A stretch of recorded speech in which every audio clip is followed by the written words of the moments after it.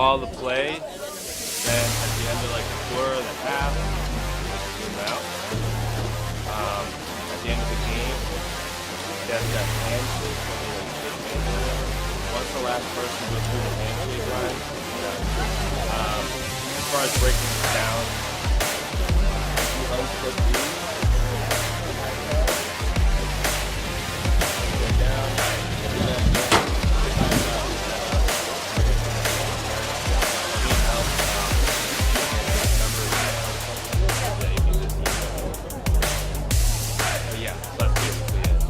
Be coming out that way, and then that line right there. So you can zoom in a little bit and get that.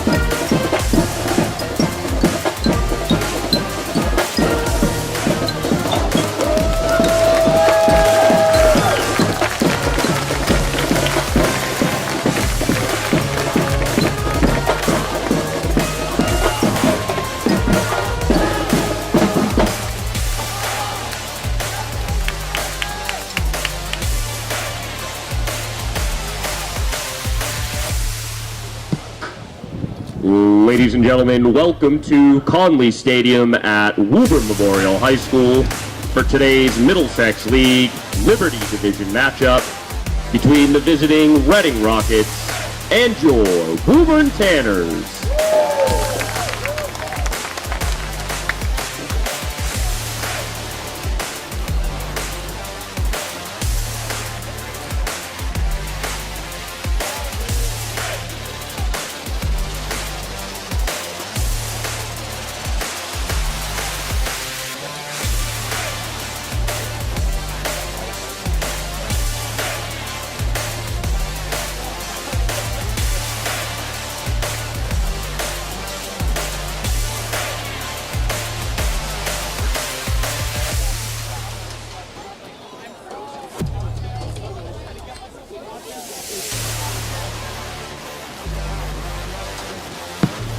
Approaching midfield are the captains for today's game. From Reading, number 1, Jack Murphy. Number 5, Jake Palm. And number 79, Jeremiah Sanford. The captains for the Woburn Tanners, number 2, Caden Davis. Number 77, Jaden Castriota. And number 55, Dante Delagrane.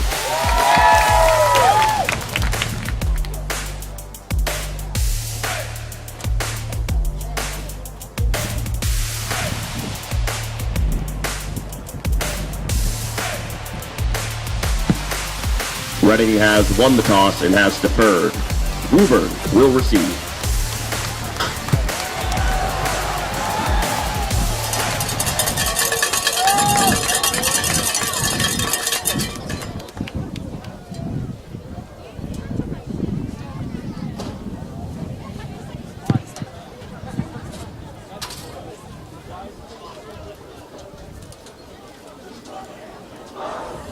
Yes. Ladies and gentlemen, please rise and remove your hats for the playing of our national anthem.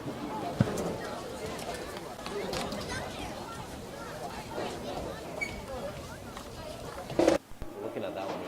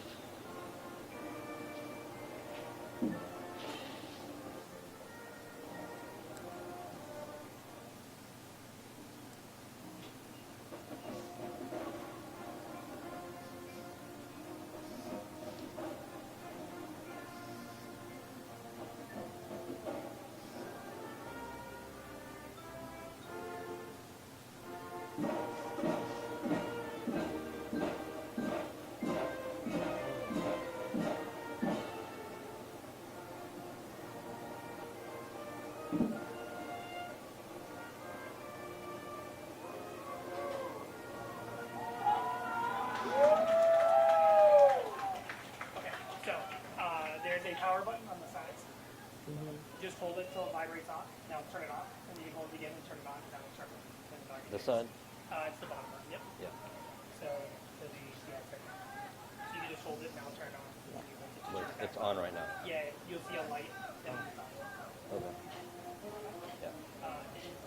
Give Kevin a call.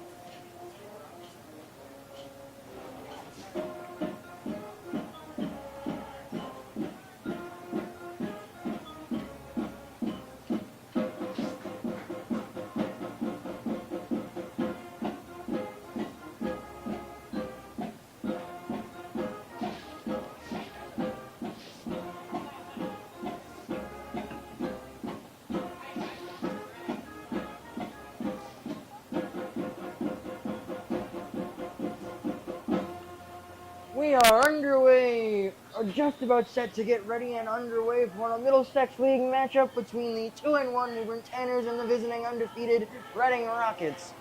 Underway, Braden Passini back and will let the kick go out of bounds. My name is Joey Matroni alongside the former Woburn Tanner quarterback Hadi Bilal for an intriguing matchup between the rivalry that is Woburn and Reading.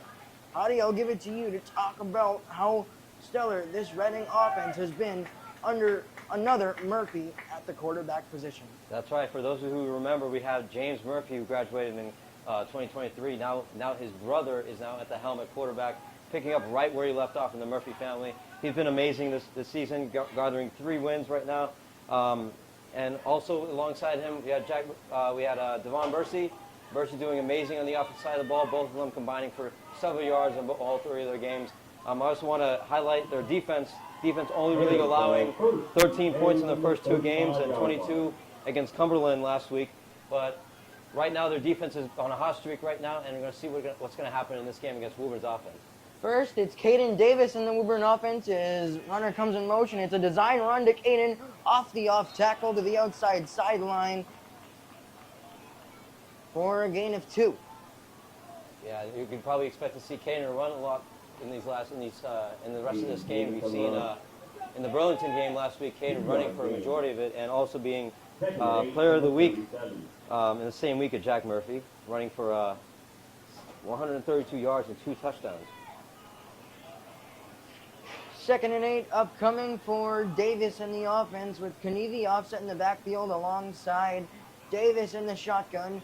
with two trips down to the bottom of your screen. The handoff goes to Thomas, up the middle, breaking through, and just across midfield goes Thomas Kanivi. Good enough for a first down and much more. And those are the type of plays you want to start off with. That's how you set the tone, especially with a guy like Kanivi, a heck of a football player. Tanners remain in the shotgun with a design run up the middle for Caden Davis. He's out to the 44 of the Reading Rockets on the first down run. We just noticed that they had a little hurry-up offense there, so I think they're trying to use as much tempo as they can, getting a tone set for the first drive of the game, really punching it into the Reading defense to show that we're here to play. Davis elects not to go back to Coach Belcher and instead remains in the shotgun with two backs in the backfield. Two receivers to the bottom, one to the top. Davis fakes the handoff, looking to pass. Over the middle, and it's caught by number 4 and out to the 31. That was number 4, Mason Doherty, with the catch and reception out to the 31. Now we see Woburn mixing the pass and the run on this first drive, along with what I just said, bringing up the tempo. So they're really bringing everything to Reading's defense right now, see if they can respond. Ty Cruz checks into the game for number 11, Jason Barrett. And it is Davis back in the shotgun as Braden Passini motions out wide to the top of your screen. And Thomas Kanivi remains the lone back in the backfield to the hip of Davis. It's another design run for Davis.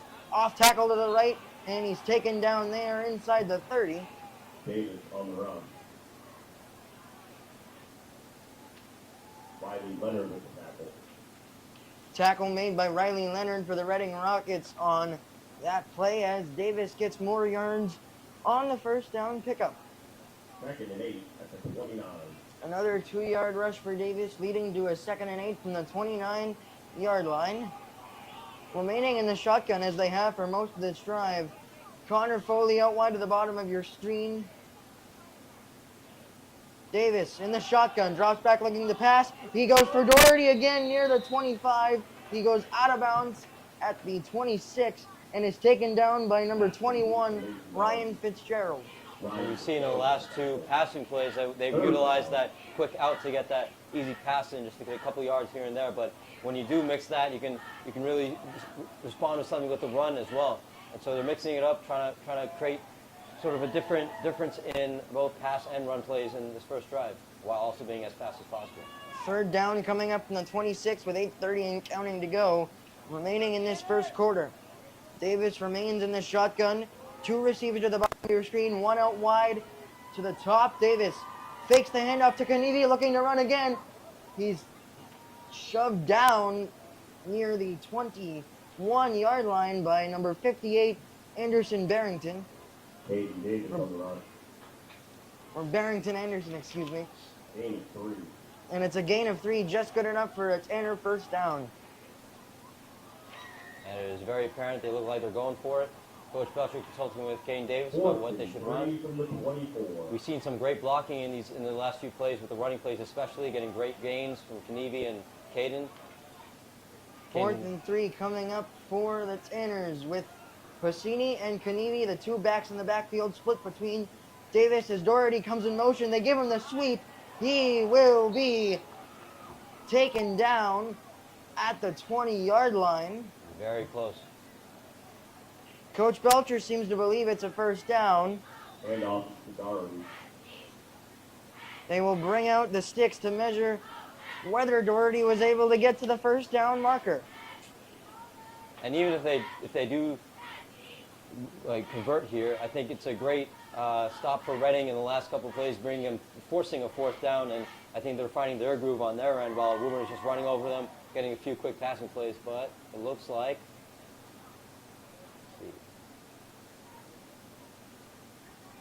Referee signals to bring the chains forward as they still look for the measurement here.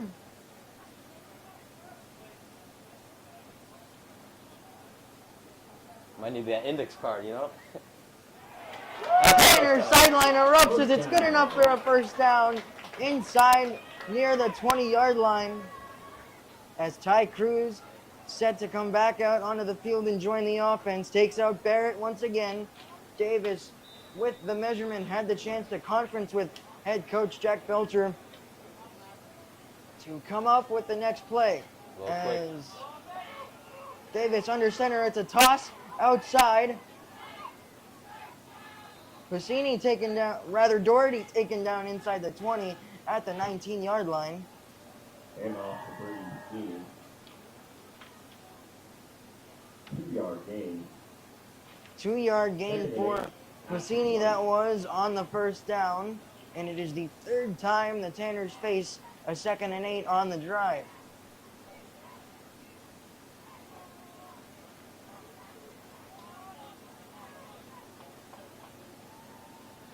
Tanners in the shotgun with trips to the top of your screen and Barrett out wide lone to the bottom with Kanivi in the backfield to the hip of Davis. Davis keeps, it's another design run following Thomas Kanivi. Down the sideline he goes and outside the 10. I want to highlight that amazing block from number 11, Jason Barrett, really setting up that run around the outside, forcing that defender towards the inside of the field, towards the middle of the field, so they can open up that space towards the sideline. That was a great block from Jason Barrett. 3rd and 1 at the 12. The 7-yard gain from Davis brings up a 3rd and 1 for the Tanners at the 11-yard line, looking to punch in the ball for points on their opening drive of this ball game.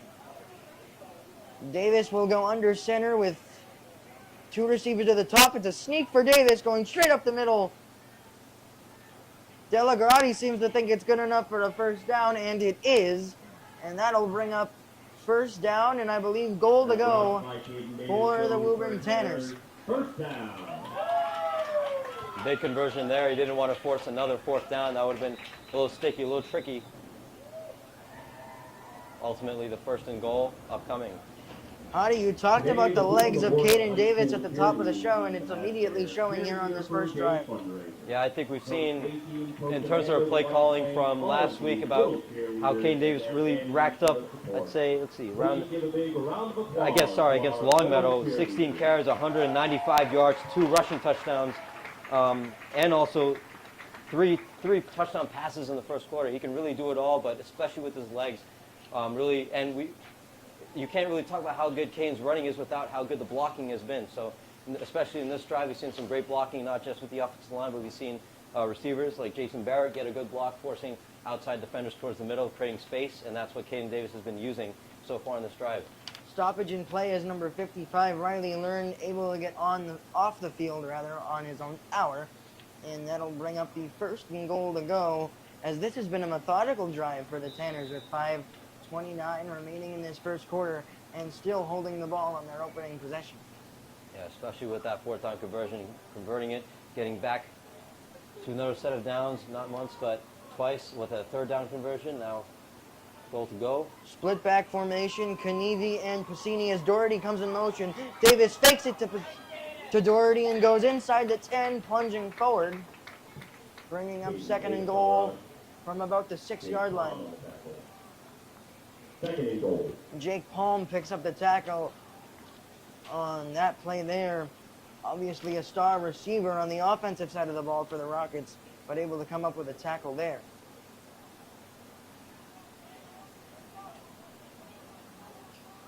Davis remains in the shotgun with Barrett out wide left and Kanivi to his hip, and 2 receivers in Doherty and Puccini to the top of your screen. Seen a lot of these trips in this first drive. Davis takes the snap, lost it for a moment. He does lose it, and Redding able to get underneath Davis, and it's a red zone turnover for Davis and the offense. That is just a stunner. That is a stunner. We've had such a methodical drive, great conversions, great runs, even great passes here and there, but that just ends on a little unforced error from Caden Davis, fumbling the ball at the snap. I don't know if that ball was a little low or not, but it certainly wasn't where it was placed on his body from the last few snaps, but something was different there, and he dropped the ball.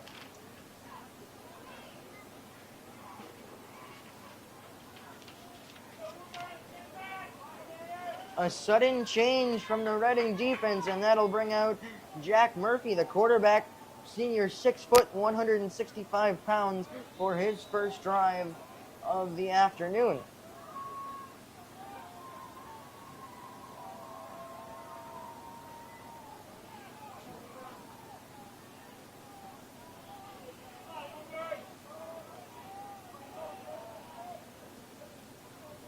Murphy emptying the shotgun. It's a toss back to Bursey. Out wide left, looking towards the sideline. He's forced out of bounds by number 7, I believe.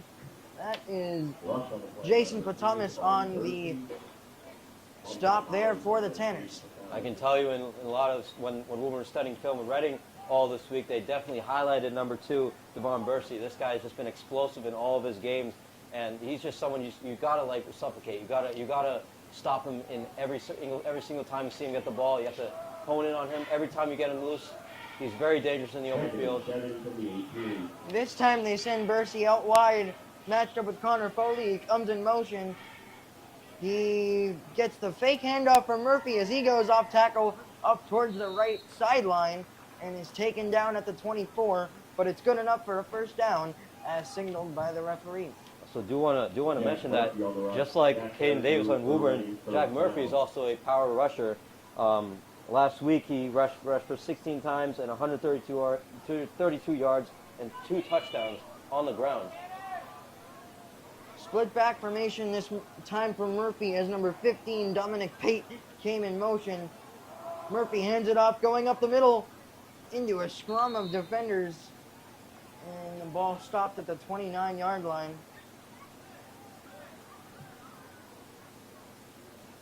Bursey on the run. Caden Davis on the tackle from his safety position, almost Second and 4 from the 30. deeper down into a linebacker position there with the run.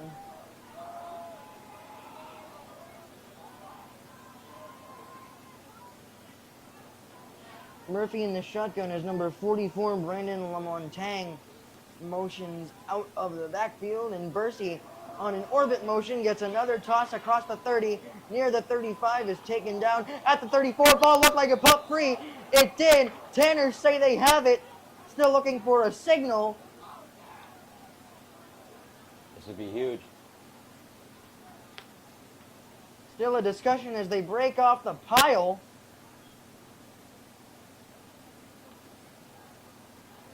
And it looks like Reading has kept possession of the ball. And a big opportunity there for the Tanners as they come up just short. Rockets able to pounce back on the ball. Not just a recovery, but a whole new set of downs. First down. Mason Doherty credited with the forced fumble. That play does result in a first down as Murphy in the split back formation. Keeps it himself again, looking to go off tackle. Runs into a multitude of Tanner defenders as he's forced out of bounds. His momentum stopped near the 33-yard line by number 2, Caden Davis again. His second tackle of the drive. Not only is Caden Davis a two-way player at quarterback and linebacker, he is excellent at both positions. So we expect to see him all around the field on both sides of the ball multiple times today. Second and 10 from the 35. No gain on that last play as it's second and 10 from the 35 for Murphy in the offense. 2 receivers split to the top. He fakes it, looking to run again. Forced outside of the pocket, nearly taken down, tripped up at the 30, and he goes out of bounds near the 33-yard line as he's ripped out of bounds by Connor Foley. That was just a great combination of a pressuring rush with a great coverage down in the backfield with what we had in the secondary. Just forcing Jack Murphy to run around in the backfield, trying to find somebody, ultimately resorting to a run. We saw Jake Hagopian lose his helmet there. I don't know, he was a little hesitant if he should go for the tackle there. I think in his mind he wanted to, but he just didn't want to inflict any rules. Back-to-back plays of no gain for the Rocket offense as it's third and 10 from the 34. Bursey to the hip of Murphy in the shotgun formation. 1 receiver out wide each side. Murphy looking, firing over the middle. Intercepted! Caden Davis makes the play inside the 30, and he makes up for that fumble with an interception on the defensive end. You could say that's a literal redemption for his fumble snap just a few minutes ago. Getting that interception in the midfield. I think Jack Murphy he couldn't see him at all. Just popped up out of nowhere. He threw the ball. Caden Davis getting that crucial interception right back to where they were in that original drive. Under a minute to go now off the Davis interception. He'll have another chance to lead the offense already in plus territory At the 28-yard line is where he was taken down.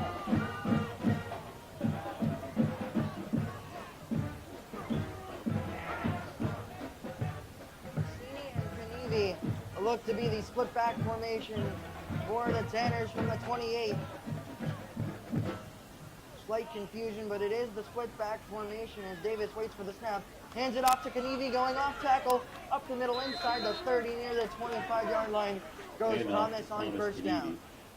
Just like we said in basketball last winter about how basketball is such a momentum sport, football is like that as well. You want to build off of these turnovers. Turnovers are a huge thing in football. You want to build off of them and use everything you can to score off those turnovers. 2nd and 6 from the 25. 2nd and 6 from the 25-yard line after the 4-yard gain from Thomas Kanivi on first down. And Davis comes back into the huddle to relay the play from head coach Jack Belcher. Tanners will have 2 receivers out wide to each side with Cassini offset of the line in the slot. It's another design run to Caden Davis going up the middle near the 20-yard line. He pushes his way forward. Caden Davis on the carry. And that will do it for the first quarter. Scoreless after one here on WPMC. Just a huge game of swings relating to turnovers. We had an amazing first methodical drive from Caden Davis and the Woburn offense. We see Reading jumping on an unforced error from Caden Davis, getting a recovered fumble. But later that same drive, Jack Murphy making a mistake, not seeing Caden Davis himself, redeeming himself for that fumble and getting an interception there, and setting up this drive that we are currently in going into the second quarter.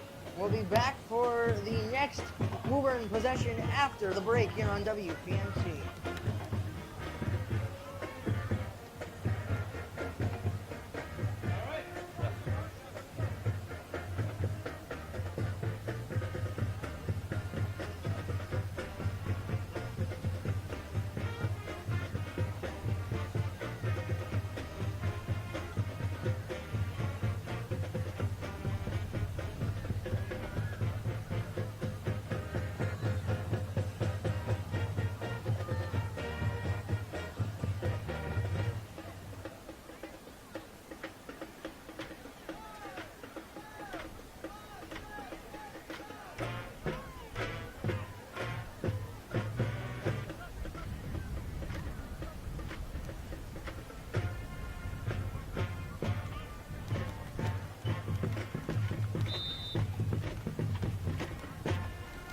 Back here on Woburn Public Media Center after a scoreless first quarter. Caden Davis and the Woburn offense back on the ball after the sudden change and the interception from Caden Davis himself on the defensive end. Davis under center as Pacini comes in motion. It's a handoff up the middle to Kanivi, running into a sea of defenders.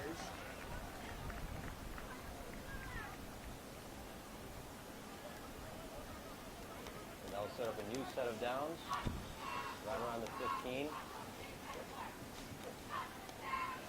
First and 10 at the 16-yard line. Indeed it is, as it's 1st and 10 from the 16-yard line. In the I formation go the Tanners with 1 receiver to each side. Kanivi the fullback, Pacini the running back. He fakes the toss, now Davis rolling outside, looking towards the end zone. It's caught by Ty Cruz. He is near the goal line. We'll have to look for the spot. He is down at the 1. That was a great misdirection, having the offense all shift towards the left side of the field. Caden Davis on a bootleg towards the right side and finding the open receiver, number 27, Ty Cruz. First and goal from the 1 after the reception by Cruz, and it's Davis going straight up the middle and into the end zone for a Tanner touchdown. Who else but Caden Davis for rushing into the touchdown? No matter if it's from 1 yard or 100 yards, you could expect Caden Davis to get a bunch of rushing touchdowns today if we get the offense rolling towards the goal line. They set up the touchdown through the passing game, but it's the run game, which was strong all of the first quarter, that finds the end zone as the Tanners go the offset offensive line all the way out to the left.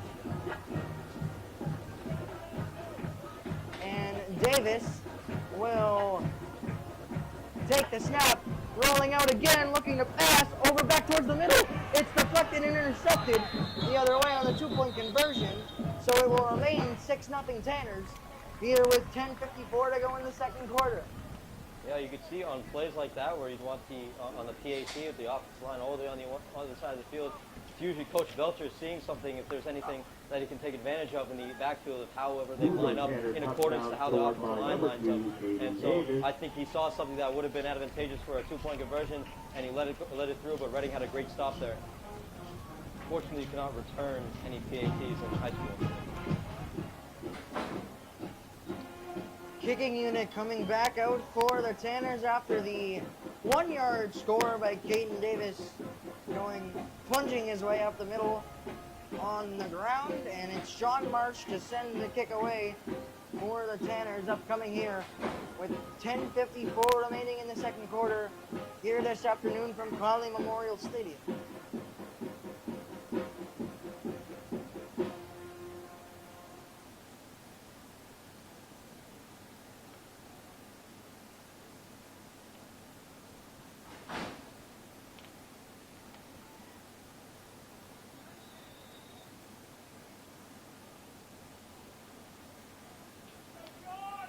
Rockets have 2 receivers back to take the kick as Marsh lets one go deep,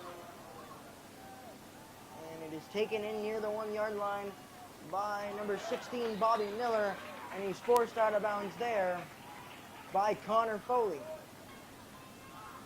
What a tackle by Connor Foley there in the open field, just grabbing his legs and swinging around his body, getting him down. I think there was a little bit of green space in front of him. That could have been something, but great tackle from Connor Foley, preventing that from happening. Credit number 8, Austin McCloskey, with the return there, as it's Rockets ball, 1st and 10 from the 19-yard line after the McCloskey return. And it's Murphy and Bursey who remain in the backfield. Murphy in the shotgun with Bursey to his right hip. He hands it off to Devon up the middle, and he's taken down at the second level. Some great, just like you said, taking out that second level. There's some great blocking happening with the offensive line, getting him to that second level in the first place.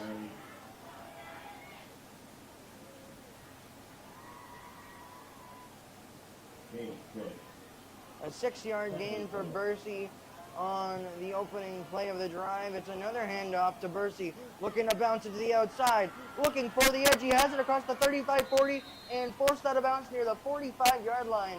A burst of a run there by Devon Bursey on 2nd and 6. Yeah, that's what Reading's looking to do most of these times with these runs towards the outside. They know he has that breakaway speed. He can run towards the sideline with amazing speed and get himself away from those tacklers rushing at an inconsistent angle.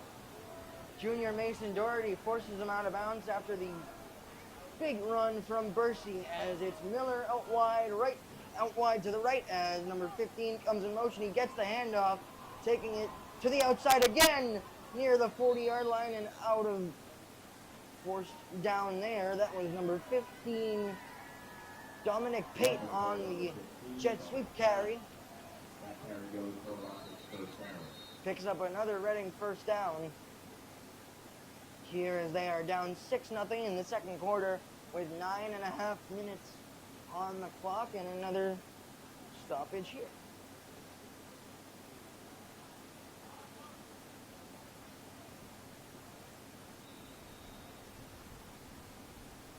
Jason Putum is shaken up on that last play, and they'll give him a look as he's trying to regather himself on the sideline with Murphy in the shotgun.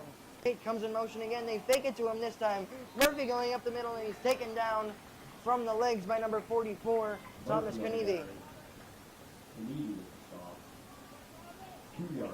A low center of gravity on that tackle there from Thomas Kanivi, Thomas Kanivi, you've seen him along with Caden Davis in that second level, those two linebackers, just incredible football players. We've seen them make a few tackles here tonight, and Caden Davis making that interception. They both really want to win this game. They both really want to set a tone. We'll see what they do in this next second and long.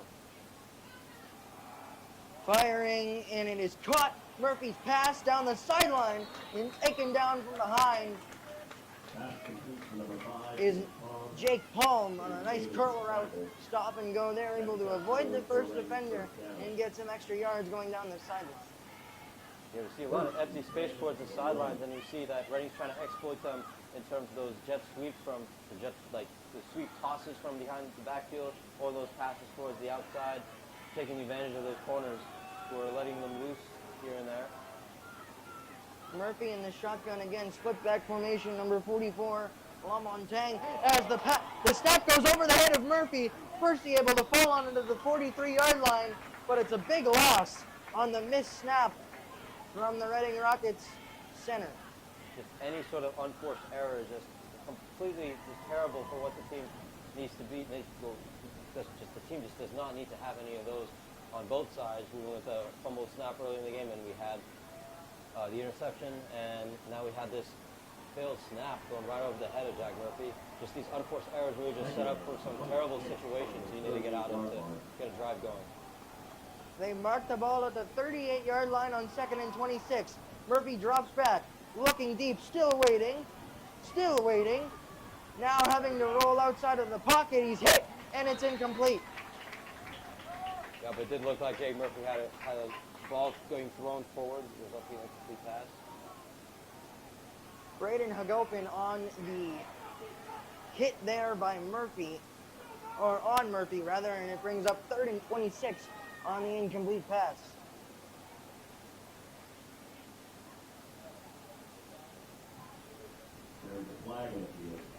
We also have a flag on the field, and the Reading offense taking their steps back. They call an intentional grounding on Murphy with no receiver in the area. An insane hole we see here. 3rd and about.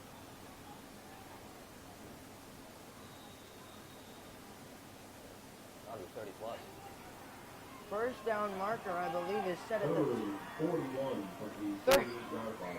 3rd and 41. Reading Rockets need to get to the 21-yard line to pick up a first down. Murphy firing over the middle, and it is caught by number 9. He breaks a tackle and is able to pick up the first down. Exploiting the middle of the field on that little seam route.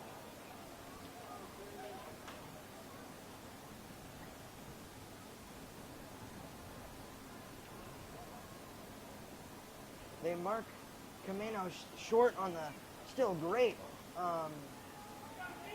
play there, bringing up 4th down, and the Reading offense staying on the field for a 4th and 7 from the 18-yard line. Murphy dropping back. Here comes some pressure. It's a quick throw to Palm over the middle, trying towards the end zone, and he's in on 4th down for the Rockets touchdown. Incredible. The wide receiver screen over the middle of the field, and Palm takes it right in. Incredible. Just like you said, we saw that screen there towards the wide receiver there. We're setting up that gutsy call, 4th and 7, even though it would have been just an obvious punt in certain situations, especially after that 3rd and 31, setting up that seam down the middle to set up that touchdown. Number 88, Owen Ravens, in to attempt the extra point, and it's caught on a missed snap, and they rule it is a good 2-point conversion for the Reading Rockets. The catch there was made by number 44, Brandon Lamontang, on a sort of a impromptu play there from the Rockets. Good enough for a 2-point conversion, making it 8-6 with 6:23 remaining in the second quarter. That's what we call a textbook heads-up play, knowing that your guys in the backfield messed up in some way and trying to find yourself open, giving yourself a chance not to score in the 2-point conversion. We'll be back for Caden Davis and the Woburn offense to respond after a break on WPMC.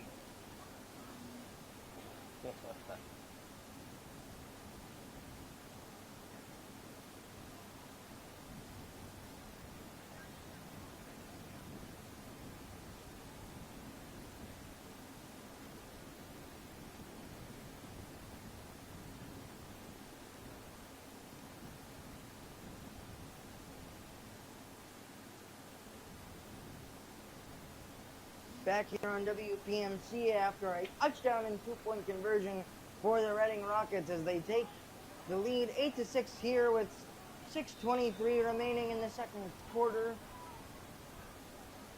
As Piscini is back deep to receive for the Tanners. He takes it in at the 16-yard line, making the catch, trying to break through a couple of tackles, and he's taken down near the 26-yard line, and that's where Davis and the offense will take back over. Great job by Reading, shedding a lot of their blocks, getting right towards Piscini there.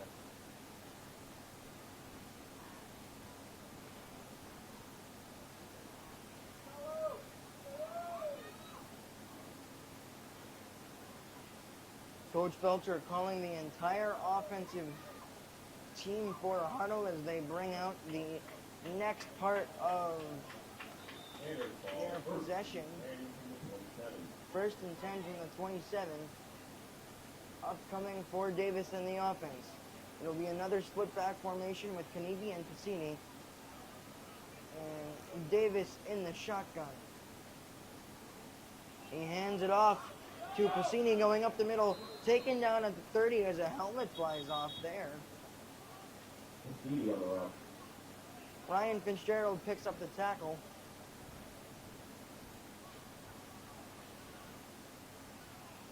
And number 58, Barrington Anderson, will have to take a play off after losing his helmet on the gang tackle there.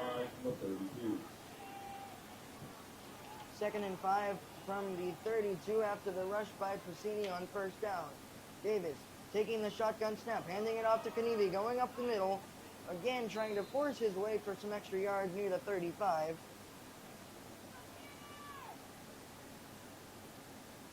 That's two straight runs to Robert two different Savio backs picks up the tackle there. towards the right side of the offensive line.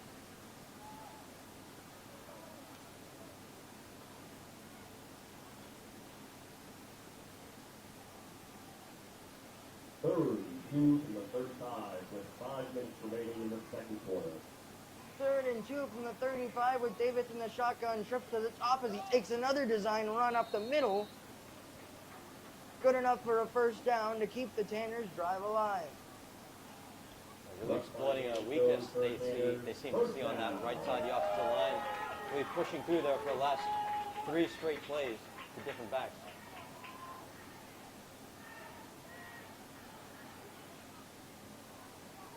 Davis gets the play as he trots back onto the field with 4.5 minutes and counting left to go in this first half of football with the score 8-6 in favor of the Reading Rockets. Split back formation again. Davis in the shotgun. Trip 2 wide receivers rather to the bottom and 1 alone to the top. Doherty comes in motion and gets another jet sweep looking to cut it inside near the 40-yard line, and he's chopped down right there. Rush by number 4, Mason Doherty. Brought down by number 21, Ryan Fitzgerald beaming through from the second level, getting that big tackle. If you see that, there was some real estate in front of him. He could have gone for a little more, but barely clipping his legs just to end the play right there for a good stop. Doherty only manages to pick up 1 on the sweep, bringing up 2nd down and 9 with 3:42 remaining in this first half.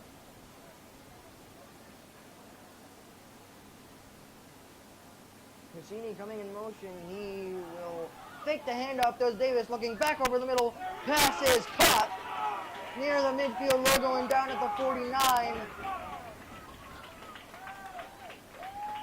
I think by the time he threw it, he took his eyes off from Jason Barrett. I think he had a little step on his defender on the right corner down deep field, but ultimately checking down towards the middle of the field for that completion for the first down.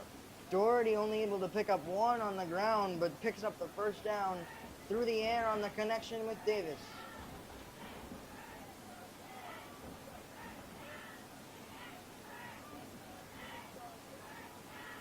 Trips offset to the top of your screen and 1 lone receiver to the bottom. That's Ty Cruz. As Davis looks to fire one deep down the field, out of the reach of Connor Foley and incomplete. Yeah, I think that was a good read. He had a little half step on him, just a little overthrown. But in cases like this, from a quarterback perspective, 100% of the time, you'd rather overthrow the receiver than underthrow because it's either incomplete or the receiver catches it. Otherwise, it could be a shot for a 50-50 ball. You don't want that as a quarterback. Zach Labriola may have been beaten by a step there from Foley, but lucky enough, pass just out of the reach of Foley, and it brings up second down. Davis under center with two backs in the backfield. He fakes the handoff again, looking to pass back the other way to Pacini into a wide open area of space. Pacini, 30, 25, and still down the sideline he goes. And a beautiful throw back there from Davis to Brayden Pacini for a chunk play. I think that's the second time you see some perfect misdirection from the Woburn offense there. It was guiding the defense toward the one side of the field, resulting in number 3, Brayden Pacini, wide open on the other side of the field, giving him a lot of green space. He had a whole lawn ahead of him to get all the way down with a blocker, in fact. He got 66, Luciano Parziale leading down there.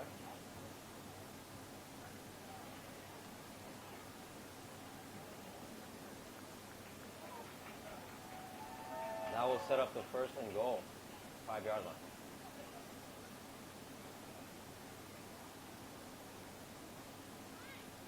Stoppage in play there due to a Reading injury as Coach Belcher will take the time to draw up this next goal-to-go play for Davis in the offense. Alex Giusetto, number 64,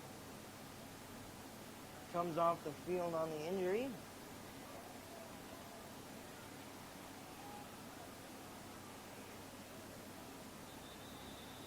And a flag down for legal substitution. Illegal substitution against Woburn. Penalty goes against the Tanners, and that'll push them back.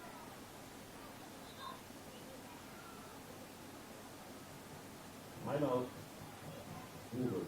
Due to the penalty, Coach Belcher elects to take a timeout with 2:26 remaining in the second quarter and the first half of this ball game. Will be back after a quick timeout on Woburn Public Media Center.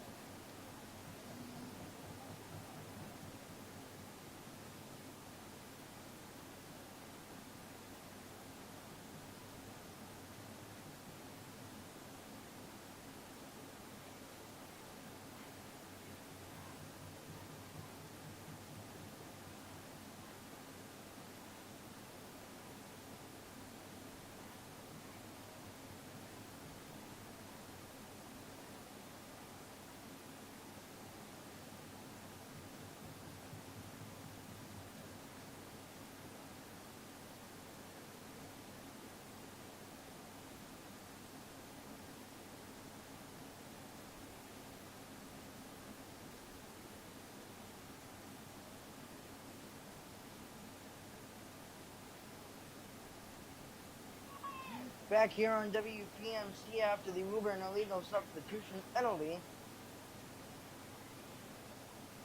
And it will be Davis in the shot, under center rather, with a full house formation handoff to Kanivi, but he's stacked up right there from a multitude of Reading defenders. He does manage to pick up one, but as you take a look at the replay, he ran into a sea of defenders. Second and goal at the 9. Yeah, and that jumbo personnel, you got 2 extra backers there leading you, 2 lead blockers into that hole, but Reading doing a good job stuffing that exact hole. Under 2 minutes remaining in the first half. Tanner's looking to get back on the scoreboard with the Rockets set to get the ball to start the third quarter. This time, Davis in the shotgun with Kanivi, the lone back. And another whistle and a stoppage. And another flag. This one will be for delay of game on Woburn as well. And another red zone penalty. Just these unforced errors, shooting themselves in the foot. There's a legal substitution, delay of game, or just keep pushing yourself away back from an incredible setup from that trick play, not trick play, but misdirection play a few plays ago.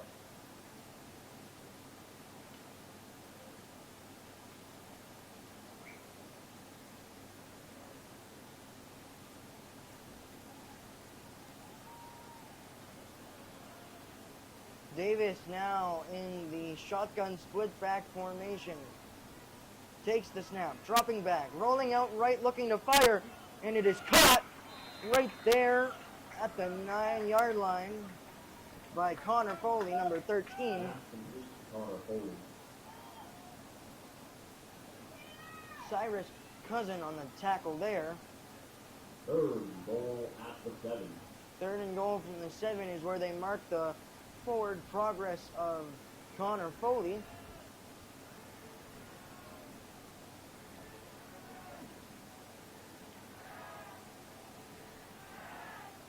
Under a minute to go now as the conference between Belcher and Davis continues as we await this 3rd and goal play.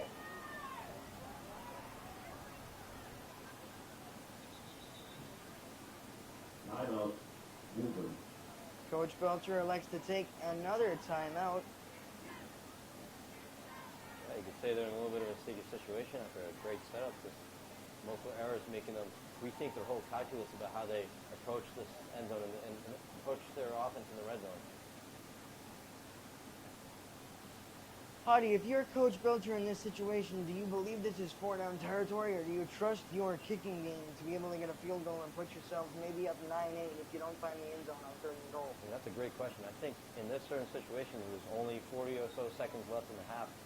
You would want to be going to the halftime with the lead, but I can tell you with the rivalry we have with Reading, I think it won't be too surprising if it is 4-down territory and we go for 4th down, go for that score, and really just build that momentum going into halftime. That really does set a tone coming out of halftime and how to diagnose the rest of the game. But I think it's just up to the discretion of Coach Belcher. I personally would take the lead, but there actually might, with what we've seen, how Reading exploited the middle of the field and a couple of seam passes there in the last drive.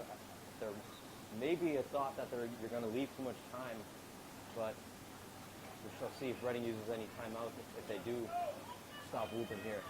Both sides do come back out onto the field as Davis and the offense get set for a 3rd and goal from the 7. 2 receivers to the top, 1 lone to your bottom of the screen. That's Jason Barrett as Pacini comes in motion. Another whistle and a flag.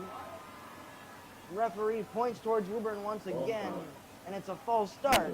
And it's the 3rd red zone penalty of the drive for Woburn. They just keep shooting themselves in the foot.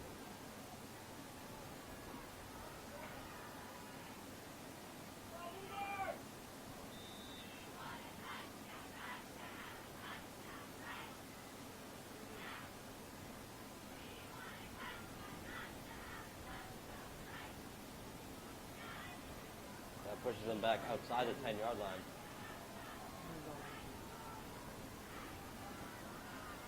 Davis takes the snap in the shotgun, rolls out to the left, looking to fire. Over back towards the middle, ball deflected and incomplete. And that'll bring up 4th down. They are electing to go for the field goal. This will leave about 30 or so seconds around at kickoff time for Reading to do something with the ball, unless they want to kneel and bring it to halftime. We shall see.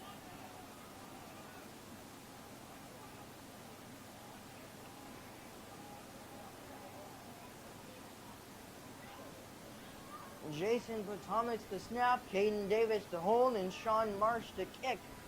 The snap is high, the kick is up, and it is no good. Sean Marsh unable to connect. With 32 seconds left in this first half, the score remains 8-6 in favor of the Reading Rockets. Yeah, just that whole saga right there in the last few minutes. Just when you have such a good setup, and you got to really step on that, really step on the gas, really push through the defense in that certain situation. But just keep shooting yourself in the foot with these undisciplined plays, undisciplined penalties. There's one penalty about personnel. So it's just really knowing that in those certain situations, you just want to keep going with what's been working instead of trying something new in case that was the thing that happened. Tanner's defense looking to make a stand with 32 seconds remaining in this first half. And Hadi, I believe they want to keep the score right where it is heading into halftime. As it's a design run for Murphy. He is slowing down, looking for his blockers to set up as he goes out near the 25-yard line. On Also want to take good credit to the Reading defensive line there, really doing a wonderful job in those situations, even with the unforced errors, just stopping them on the plays that they did manage to run. A slow developing play, but Murphy able to settle for 5 yards as he's forced out of bounds finally by Mason Doherty. The clock is stopped by him. He did run out of bounds.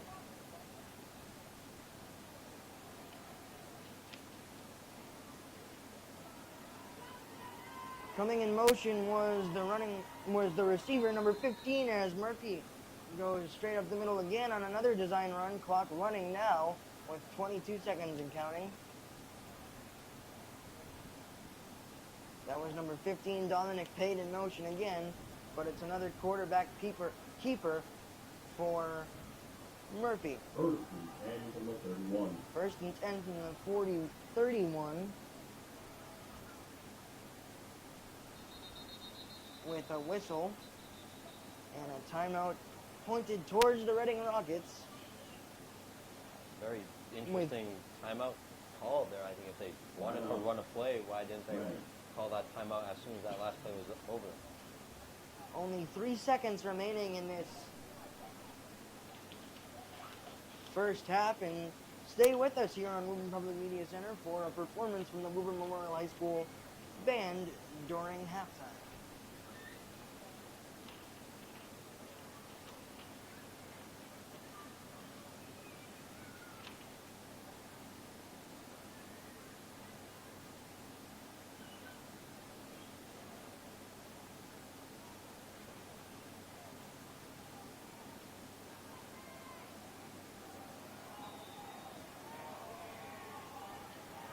Back on the field is Murphy and the Rocket offense. Empty backfield for Murphy as Bursey comes in motion. Orbit fake toss.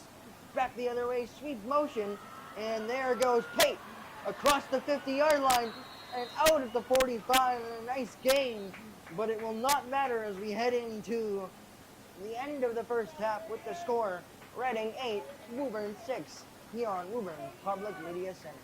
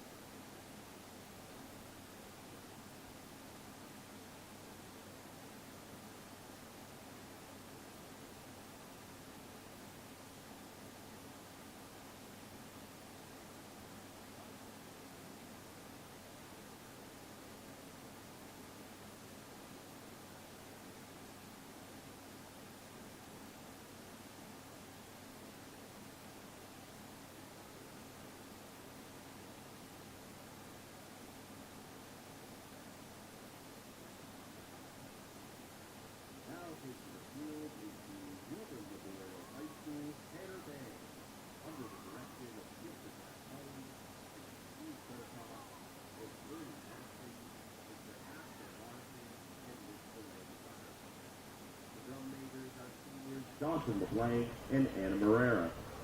The student leaders for the band also include Stephen Bernadine Matthews, Adrian Caruso, Hayden Fleming, Cyrus Yu, Emily Klein, Sophia Moylan, Eddie Eller, Margaret Jones, and Leslie Sola. The Woburn Memorial High School Marching Band will be presenting their show, Sleepy Hollow.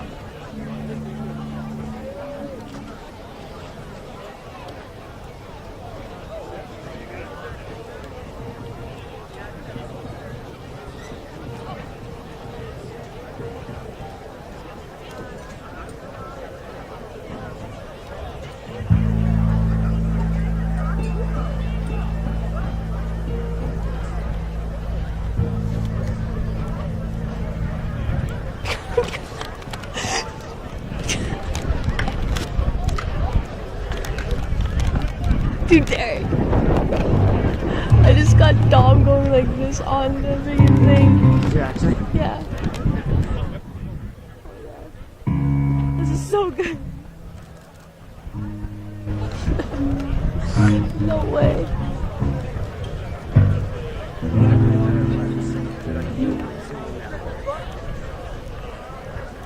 Bro, that's gonna seem so weird when I'm just like focusing on.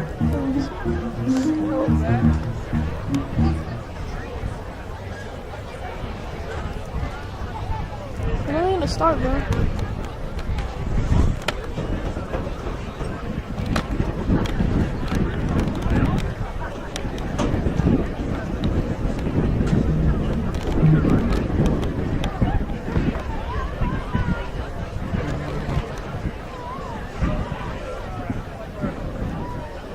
Drum majors, is your band ready?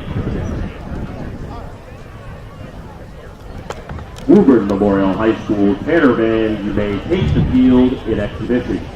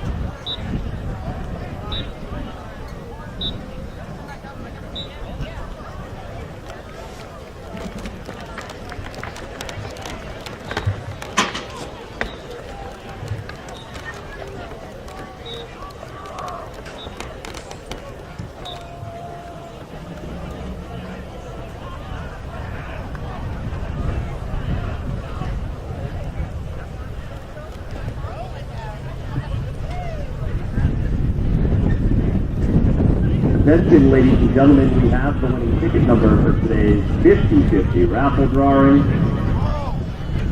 Again, we have the winning ticket number for today's 50-50 raffle drawing.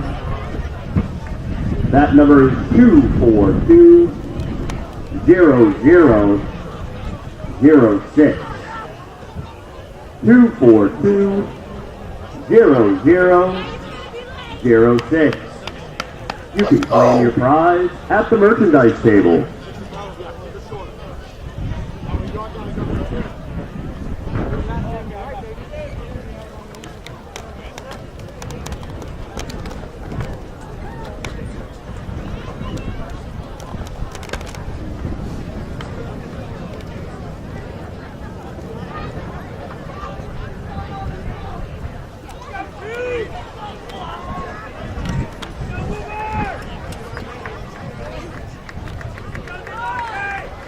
Back here on the Media Center for the start of the second half of action between the hometown Woburn Tanners and the visiting Reading Rockets, with the score 8-6, currently in favor of Reading. And Hadi, up to this point, it's been a very tightly contested game. Yeah, not just only tightly contested, but we have had a game full of swings. We had multiple turnovers in the first quarter, and after multiple big gains from both teams, we had some sort of mistakes happen on both sides, especially in the last drive from Woburn, going with an incredible setup play from Cassini going all the way down within the 5-yard line, but multiple penalties. I think it was around 3 or 4 that pushed them back outside the 10-yard line. Mostly unforced errors, mostly false starts and illegal substitutions. Just a bunch of these lack of discipline plays, but resulted in no points. As you see, Reading breaking some tackles. The ball pops free near the 32-yard line. They'll have to pull the pile off of this scrum as the referees point towards Reading, and it's a beautiful return by number 8, Austin McCloskey, all the way into plus territory for the Reading Rockets. Yeah, kickoff on the defensive side is all about contained. I think the blockers on Reading did a great job of just pushing them outside and really sifting in between the blocks, getting towards open holes, and you see that as a result.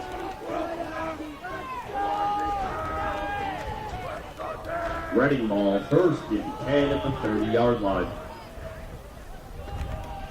Murphy in the shotgun from the 30-yard line. Pate comes in motion. It's a fake. Murphy going right up the middle and diving towards the 28-yard line on first down.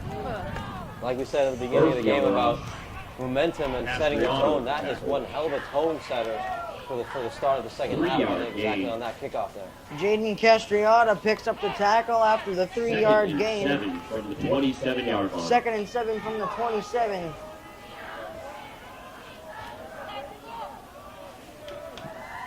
Murphy with a split back formation as a flag flies prior to the snap. Illegal substitution this time on the Reading Rockets, so illegal substitution on both sides in the game for both teams. This one will push Murphy in the offense back. I'm not saying this is the case, but these guys' body clocks are a little different as this is a Saturday afternoon game rather than a Friday night game. So that really doesn't make any difference. 2nd and 12 at the 32. Jake Palm lined up out wide to the bottom of your screen with a split back formation as the handoff is fake to Bursey, and it's Murphy going up the middle, bursting through the second level and taken down near the 20-yard line. Murphy on the rush. Cruz with the tackle. Back carry goes for Reading first down. Carry good enough for a Reading first down as Ty Cruz is credited with the tackle.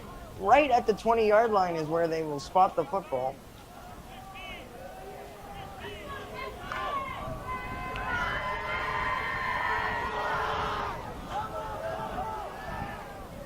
Murphy and the Rocket offense remain in the split back formation. Palm to the bottom of the screen. This time it is a handoff to Devon Bursey going off tackle towards the right side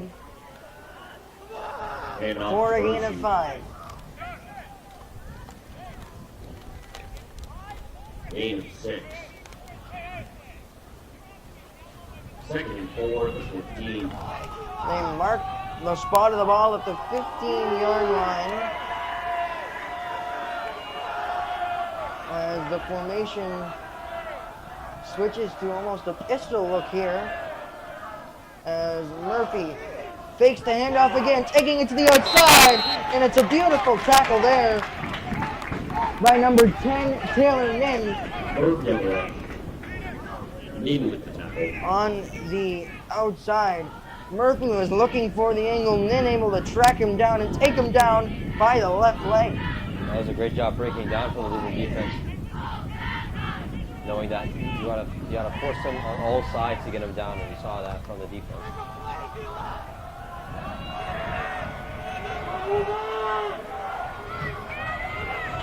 Third and 7 at the 17. Split back formation on 3rd and 7. Murphy drops back, looking right, firing over the middle. It's caught. And Jake Palm is taken down, Pass complete to number 5, Jake Palm. but he's got enough for a first down near the Reception 6-yard goes for a line. running First down.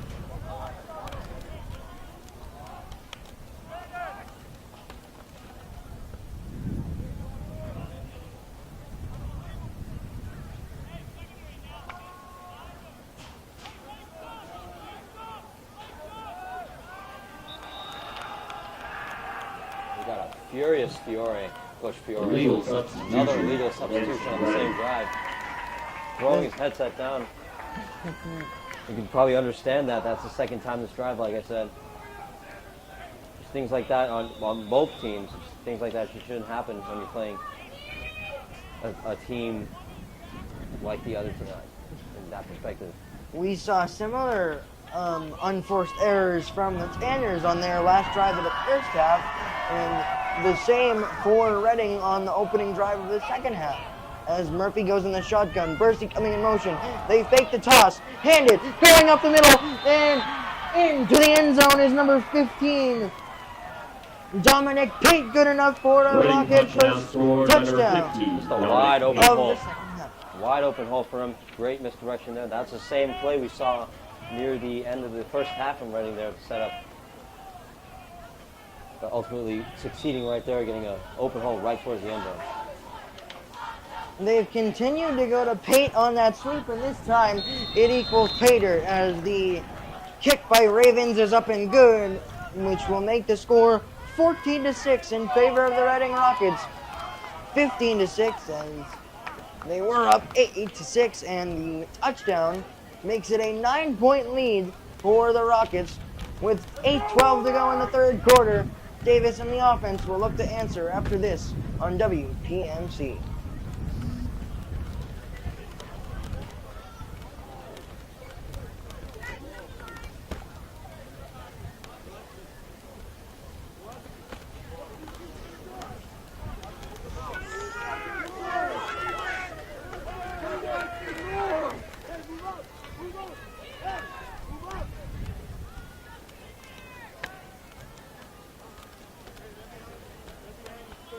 Back here on WPMC with the score 15-6 in favor of Reading, as Caden Davis and the Tanner offense will get set to come back out onto the field. It's Braden Piscini back deep to receive the upcoming kick from the Rockets. It is short and taken in by Nin. Across the 30 he goes, and trying to force his way to the 35, and he's taken down just short of it at the 33. This is a drive you Kick have to return score, by whether it's a number field goal 10, or more preferably a touchdown. You just have to score here to get back. I know it's only a, Pater's ball, first and 10. but from it is the actually a 34-yard two-possession line game. with So 8:05 I think it is remaining very in the third necessary quarter. to make an important score here, make it back to one possession. They mark the ball at the 34 as Davis walks under center. The toss back towards the left side and across the 35 and near the 40 goes Thomas Kanevi, taken down near the 39-yard line. First time Woburn's bringing out that compact muscle formation to the game. 5-yard gain. Second and 5 from the 39. 5-yard gain up to the 39-yard line. They remain in that muscle formation once again. It's Pasini that comes in motion, but it's another handoff to Kanivi, who makes his way across the 40-yard line to the 41 Kanivi on the run. on a gain of 2. Gain of 1.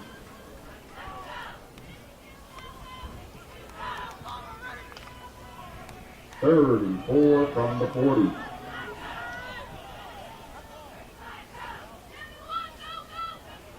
Third and 4 from just outside the 41-yard line for Davis and the Tanner offense. He's in the I-form formation with 2 receivers at the top of your screen. And he hands it up the middle to Braden Pasini, forcing his way towards the 45. It looks like he'll be taken down just short of the first down marker. So it's decision time in the third quarter for Belcher and Company. Gain of 3. The gain of 3 comes up a yard short for the Tanners, and it looks like the offense is going to remain on the field. Hadi, as you mentioned earlier, this game has reached 2-possession status, so it's kind of imperative that the Tanners are able to put points on the board to start the third quarter. That's exactly right. Given how much the clock is being chewed through the first half, I think time is so valuable, especially in a game with a lot of rushes, that even now, I think even just before halfway through the third quarter, this is probably 4th down territory for Coach Jack Belcher.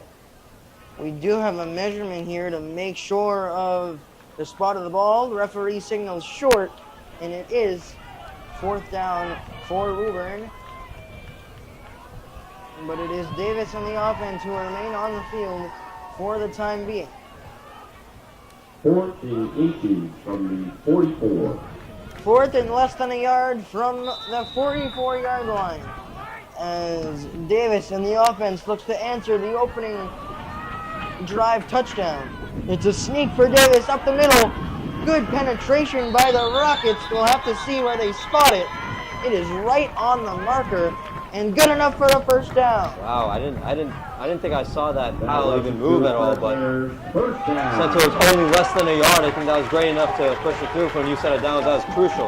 That is huge for these Woburn Tanners, as they really do want that score on this drive here. Davis plunges his way forward just enough for the first down to keep the drive alive. First and 10 from the 45. Back into that muscle formation, as Hadi mentioned earlier. This time Davis keeps firing deep down the field, and it's caught by Ty Cruz near the sideline. Amazing catch. Maybe a slight bit on the throw, but Ty Cruz reaching up over the defender, grabbing it over his helmet, getting 2 feet down in for the catch. Great catch from Ty Cruz. Setting up a 1st and 10 from the 32. A sneaky play call there from Jack Belcher, lining up in that muscle formation that almost always means run, and they bring out a deep pass. Remaining in the same formation this time. Handoff goes to Pasini, looking to bounce it outside, but he's taken down by Jake Palm. Brought down by number 5. That's the type of response you want from Reading, and direct response to a great big gain like that, having a big TFL. Jake Palm with 1 touchdown on the offensive side, and now making his impact on the defensive side of the ball as well. And you see some substitutions happening here. Connor Foley and Mason Doherty back out onto the field for the Tanners, as they are met by Davis, who signals the play out into the shotgun with Tripp stacked to the top of your screen. It's a handoff up the middle near the 30-yard line, and another nice stop by the Reading front 7. Yeah, the Reading front 7 really doing a great job in response to those Woburn blocks, really getting themselves off of them and getting good tackles in that first level. We haven't seen Woburn in that second level in quite a few minutes actually.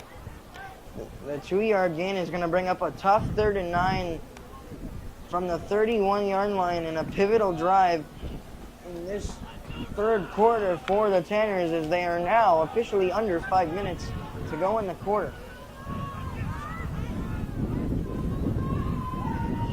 Davis takes the shotgun snap, fakes the handoff, looking to pass, pump fakes one way, firing back the other towards Mason Doherty. A flag comes out on the play, and we'll look to see if it's a possible pass interference. Yeah, it looks like a pass interference on the defense there. We've seen Another underthrown ball from Caden, but it actually works out in their favor. Pass interference against Reading. Pass interference goes against number 21, Ryan Fitzgerald, and that will pick up the first down for the Tanners with under 4 minutes to go in the third quarter. Yeah, I think number 4, Mason Doherty, was running a sort of out route in conjunction to the post route on the from the outside to the end, which ultimately changed to a little out and up. And Caden saw that, reacted to that, gave him a ball down the sideline. A little underthrown, but worked out in their favor, resulting in a DPI. Tanners get some help from the penalty, bringing up a 1st and 10 from the 16-yard line. Split backs are Kanevi and Piscini. Davis looking to pass again. Now escaping out to the right. A flag comes down, and rushing along the sideline is Davis, but we'll have to check the flag. Holding.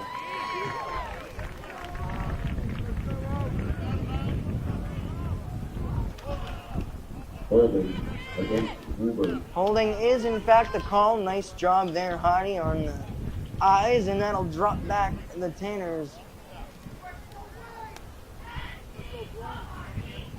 to the 31. Or no, the 26 rather, as they had picked up the first down from the 31 previously.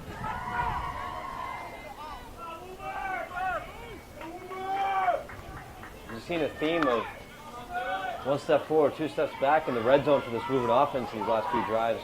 They have to get over that hump to capitalize. Davis remains in the shotgun, split back, 2 receivers at the top of your screen. Davis rolling out, looking to pass again, firing towards the corner of the end zone, just off the hands of Mason Doherty and incomplete. Yeah, that was a good target there, just a little off target, in fact. But a good choice in receiver, just a little off target.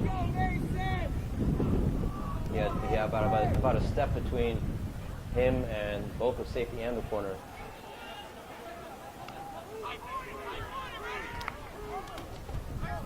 .3:12 remaining in the third quarter off the incompletion. Second down for the Tanners with two receivers each side as Doherty comes in motion. Davis looking to fire again. It's a screen pass for Kanevi, but he's taken down right after the reception near the 21-yard line.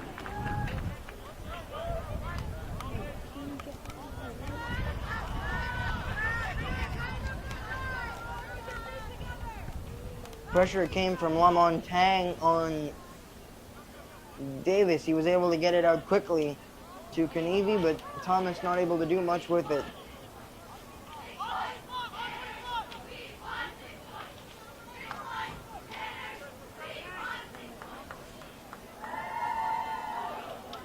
Two backs in the backfield for Davis, who's under center. They fake the handoff, firing, and it is caught by Kanevi near the 15-yard line on the quick throw. Fourth down. But it'll bring up 4th down for Davis in the offense, and another decision upcoming for Belcher and company. He will bring out the kicking unit for the second time today. Sean Marsh 0 for 1 on the day. As you said at the beginning of the drive, this was it was imperative for them to score based on how much the clock is being chewed in this game to get some sort of score here on this drive to make it a 1-possession game. Once again, Thomas to snap, Davis to hold, and Marsh to kick. The kick is on the way, the kick is up, and the kick is no good once again. The score remains 15-6 in favor of the Rockets with less than 2 minutes remaining in the third. That's right, a 15-6 game, still a 2-possession game. Every single drive matters from here on out, and that one's huge for Reading, knowing that they maintain that lead after a sort of a great drive from Woburn up until the red zone. We've seen that as a recurring theme from the Woburn offense, to just sort of stall in the red zone as a result of poor plays or poor management, or shooting themselves in the foot. But Reading, I'm sure they're glad to see that happen again. But every possession matters. Defense has to hold up for Woburn here. The Rockets take over at the spot of the missed field goal with Murphy in the split-back shotgun formation. He hands it off to Bursey, who's been electric on his feet at points during this season.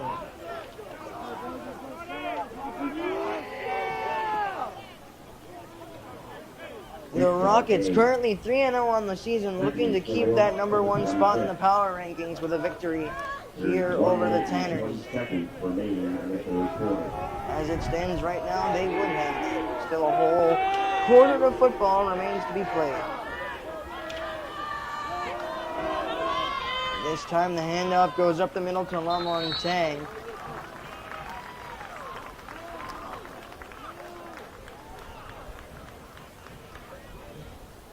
Brandon Lamontagne on the carry. They actually faked that one to Bursey, as you saw in the replay.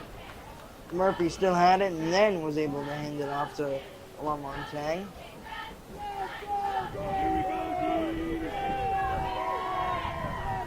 Pate substitutes off the field on that play, and now it's Murphy alongside Bursey in the backfield with 2 receivers to the top and 1 to the bottom. They fake the sweep this time. It's Murphy going up the middle, and it's nice penetration and nice tackling. It's Caden Davis. 1 yard gain. Caden Davis had some struggles in the red zone of the offense, as you mentioned. Hadi was wanting to make his difference on the defensive side, hoping to get yet another chance to drive the offense down the field and get cut into this lead. That'll be the end of the 3rd quarter with the score. Reading 15, Woburn 6 here on WPMC. We'll be back after a quick break. Everything matters.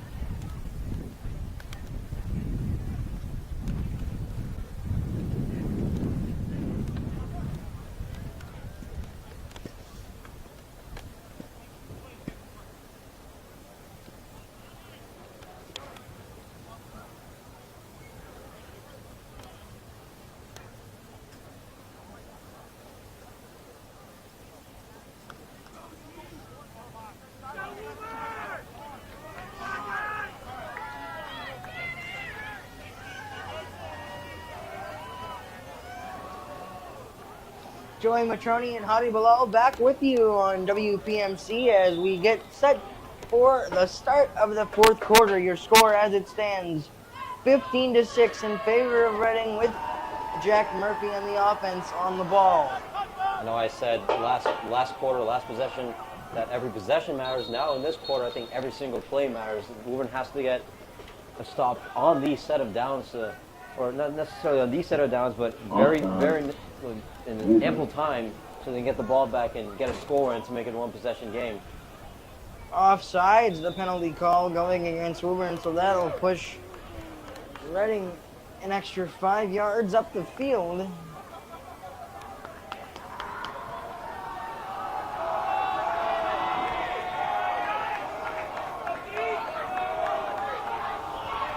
Murphy in the split back shotgun formation.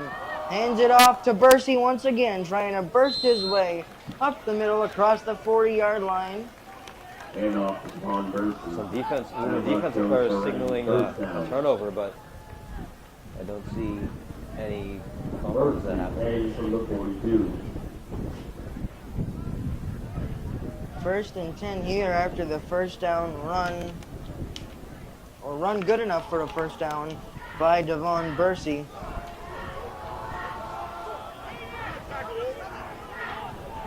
Murphy this time empty with a receiver out wide as Bursey comes in motion again. They fake the orbit toss and go to the sweep to Pate once again. They scored a touchdown on that play earlier. This time, Jason Patam is able to pick up the tackle. That sort of fake toss, handoff to the other side, has worked very well in the last few times they've ran that play, Reading. Ultimately, Jason Thomas getting a great tackle there. I think he was the only guy between him and the end zone.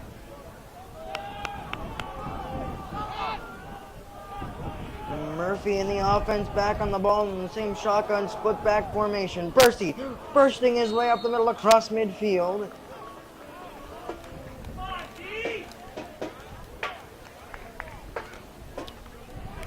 Tanner's defense needs to up the sense of urgency a little bit here. As Adi, you mentioned multiple times throughout the duration of this game, it's been a lot of runs, which ultimately equals a lot of running clock. Now the clock is ticking. We got a huge stop needed here for Woburn to have a better chance. Third down handoff to Bursey is good enough for a first down, and Tanner's unable to get the stop there. And off to Vaughn Bursey. That rush goes for a Reading first down. It's good enough to move the chains Remaining in the fourth quarter. with under 10 minutes now, rather, to go in this ball game. Yeah, like I said, really only a couple plays not a couple plays, but a few plays to wipe off a whole 2 and almost 2.5 minutes right off the clock. Shotgun formation for Murphy. Pate coming in motion, they fake it. Murphy going up the middle across the 45 and down at the 44.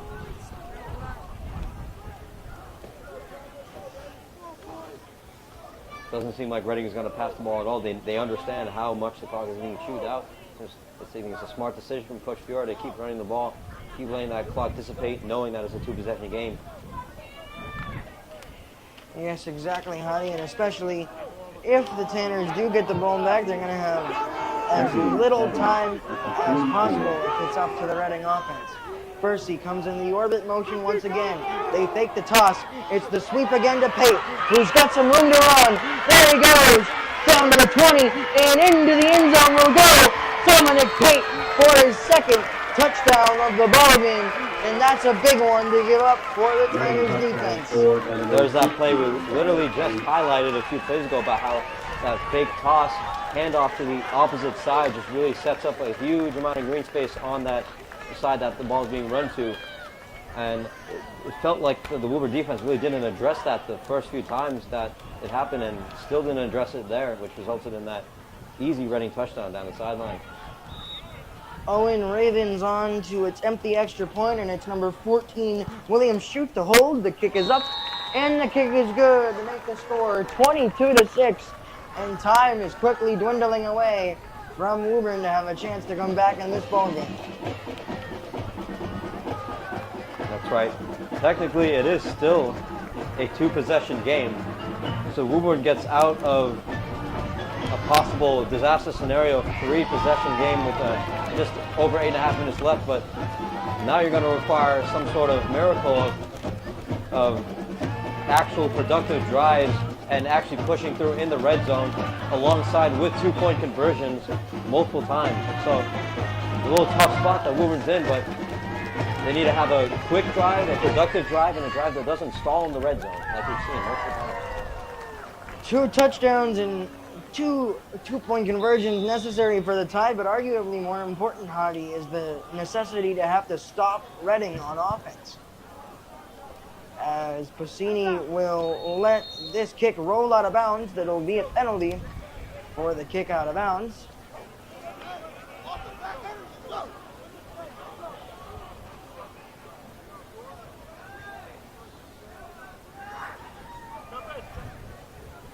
That'll bring the ball out to the 35-yard line, and that is where Davis and the offense will take over. And Hadi, at this juncture in the game, a field goal isn't going to be good enough. The Tanners going to need touchdowns. Oh yeah, of course. Field goals are not going to cut anymore. A field goal is just wasting a drive at this point. You're going to have to score.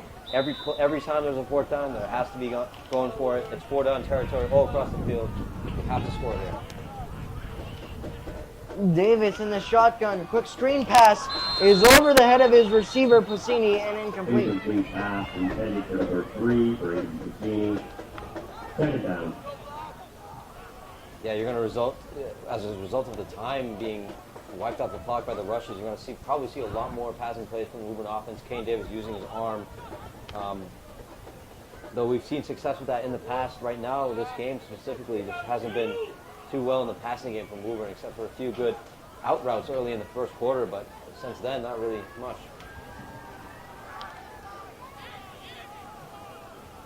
That simple screen pass seemed to be even a little bit of a struggle right there as it strips to the bottom of your screen with Davis in the shotgun, looking to fire deep downfield towards the sideline, and the pass is ruled incomplete.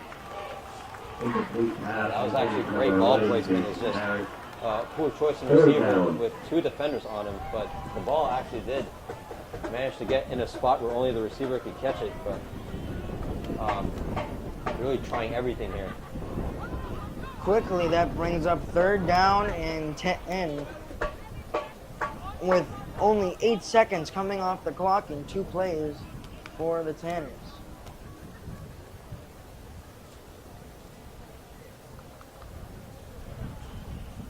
Down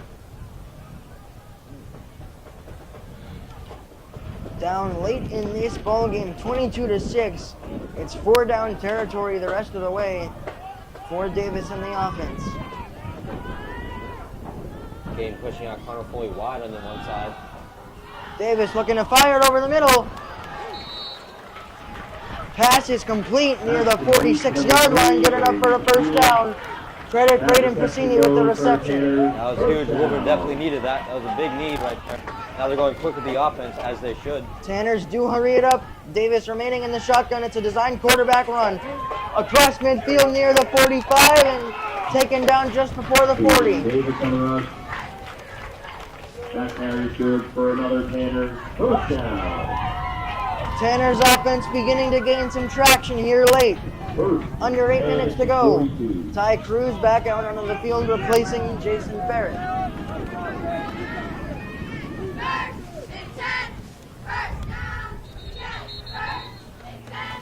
And we have a Reading player down on the turf, and we'll take a break for the injury there.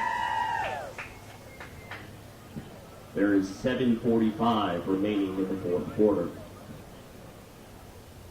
Possibly some cramping here for a very warm day in early October.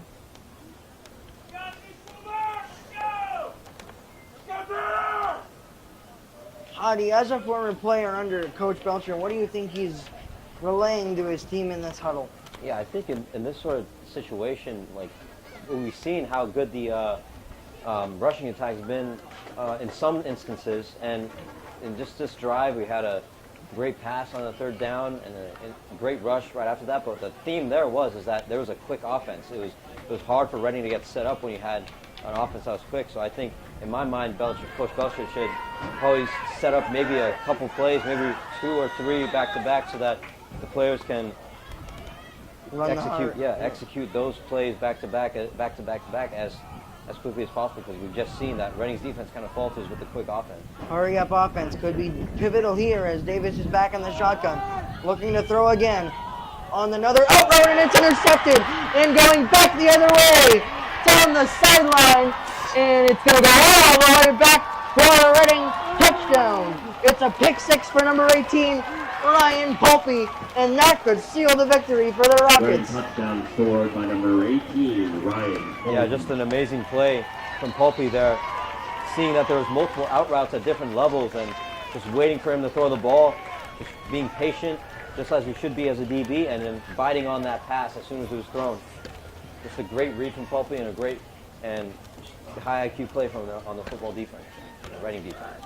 Beautifully undercutting the out route as Ravens is on to attempt the extra point with an opportunity to make it 29-6. Snap is low, unable to execute an extra point is the Rockets special teams, and it will remain 28-6, and Davis on the offense right back out onto the field after the pick 6. That game is really slipping from the fingers of Woburn right here.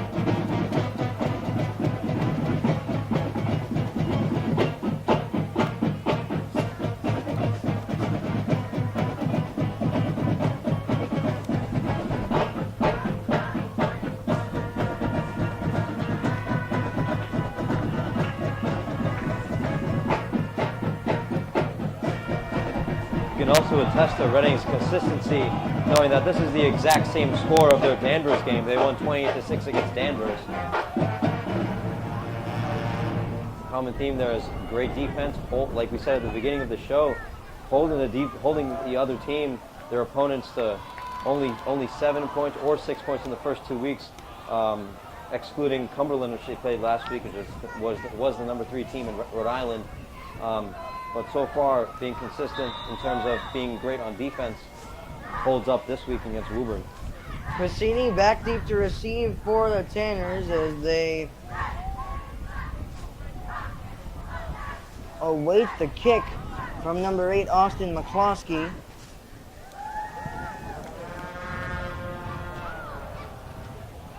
Cassini able to take it inside the 10-yard line, and it's beautiful coverage on special teams there by the Reading special teams unit. Yeah, I'm not sure I saw any blockers for Rogerson there. Luke just bursting through all the blocks. I didn't even think he got picked up at all. Just bursting right through and making that tackle.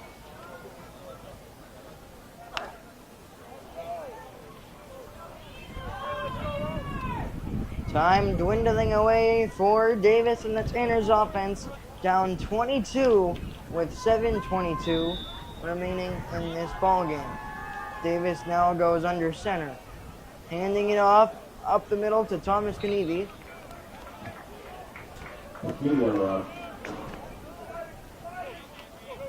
Rather credit Braden Piscini with the rush, and Kanivi there into block. Near the 25 goes Braden on that. It is 2nd and 5 from the 25. Davis remains under center with 2 backs in the backfield. Handoff again up the middle.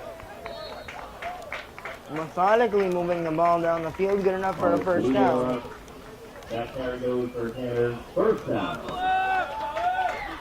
We talked about a methodical first drive, Hottie, but I don't know if the Tanners can afford to be methodical under 7 minutes to go in this fourth quarter. Yeah, I think Reading really just had one drive to get set up here, and ultimately finding their groove and just being incredible with their stops all the game so far. I-form play action deep downfield. Connor Foley had it and lost it at the 30-yard line. Page number 13, Connor Foley. Yeah, good pass from Caden there, right into the hands of Connor Foley, ultimately dropping it. Result of a good defensive effort from Reading there. First time the Tanners have attempted to play action out of the I formation this ball game, and it almost resulted in their longest play of the day.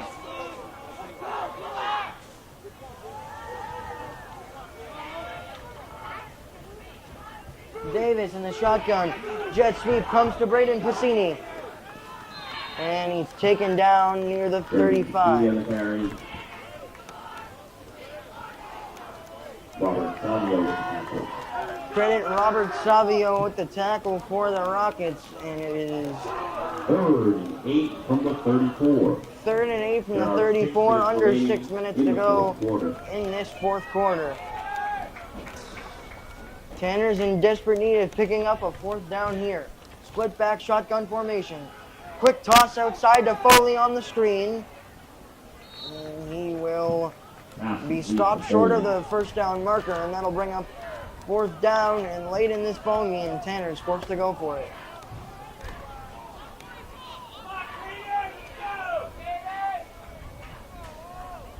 I think the hole left behind Brian Ferreira from last year is quite apparent, knowing how well he played in the Woburn Reading game last year, resulting in a 30-14 win for Woburn. But unfortunately, with him missing, a lot of that offensive groove that we've seen from Woburn in the last few years has just dissipated. Another screen out of the reach of Connor Foley, and the Tanners will turn it over on downs with 5:03 remaining in the fourth quarter. And now it's time for Murphy and the Reading offense. They have a chance to salt this game away.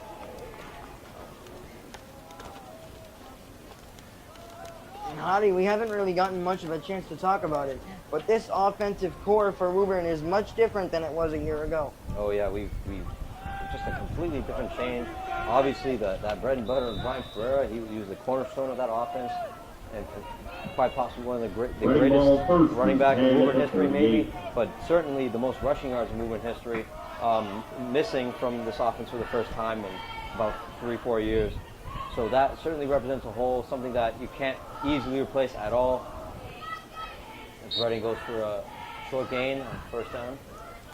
But yeah, I mean, you lose Ferreira, you lose some key pieces on defense as well. You lose Couton and Souza and Kolotko. But Kolotko also playing a lot of tight end on the offensive side of the ball. that's right. And so really it's sort of a whole like new chapter, if you will, of this Woburn team. J.J. Merlane slotted into that tackle spot a year ago as well.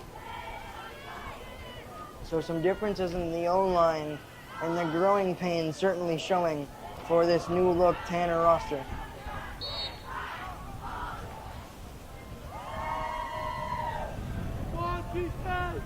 As Reading looks to run out as much clock as they can here. Von Burke, 3-yard gain. Percy getting another opportunity, getting a 3-yard gain, bringing up a 31 from the 29.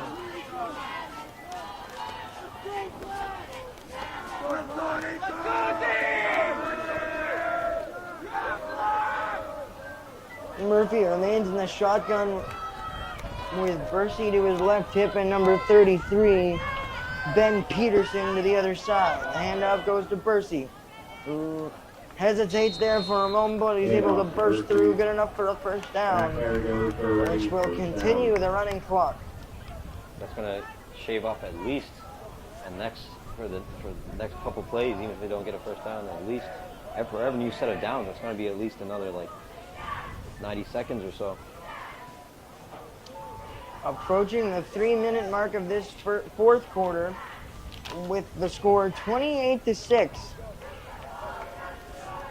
I think one more first down should likely seal it for Reading. They remain in the split back formation with Murphy in the shotgun.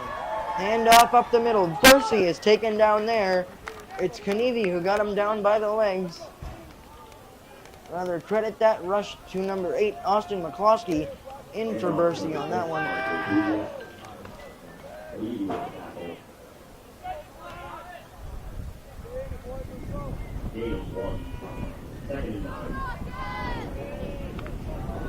Second and 9 upcoming, under 2.5 minutes to go in this fourth quarter. Still the shotgun formation for Murphy with 2 split backs.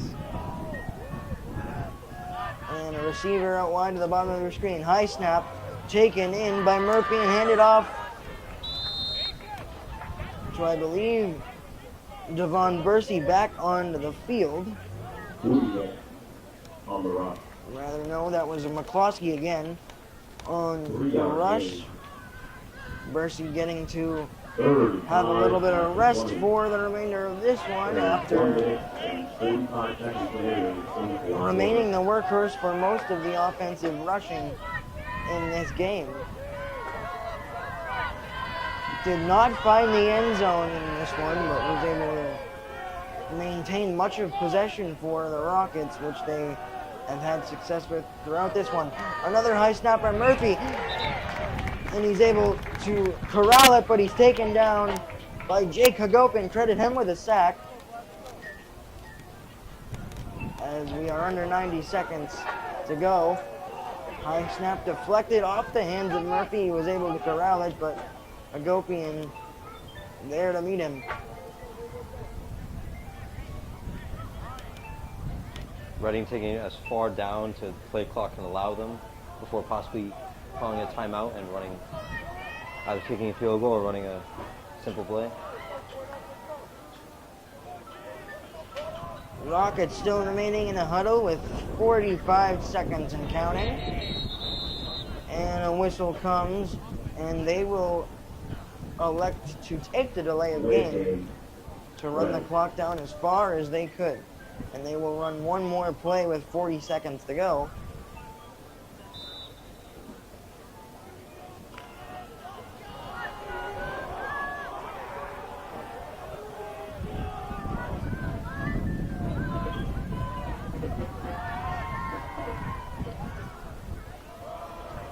Handoff up the middle to number 44, Brandon Lamontang.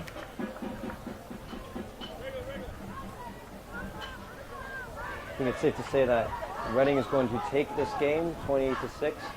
I'm not saying that's final, but it looks like that's the case. Assuming they do finish the game with that score, Reading's going to enter Middlesex League Liberty competition 1-0 and Woburn 0-1. And that gets Reading right up to where they're usually at comfortably, and certainly in the last 15 years or so, winning the most Middlesex leagues, starting off with a 1-0 record in the league with this win today. The Rockets will only rush 3 with Davis under center, a toss outside to Piscini, looking to pick up as many yards as he can, and will get across the 40-yard line. Good enough for a first down. And Coach Belcher and company stop the clock with 19 seconds. Looking to take some positives out of this final drive, as they will ultimately drop to 2-2 on the season.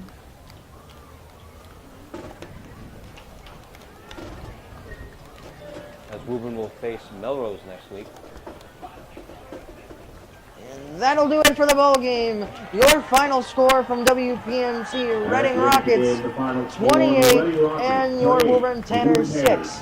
As I mentioned earlier, the Woburn Tanners dropping to 2-2 on the season, but the Reading Rockets keep their undefeated season alive, advancing to 4-0, and they will keep that number 1 spot in the Division III power rankings in the MIAA.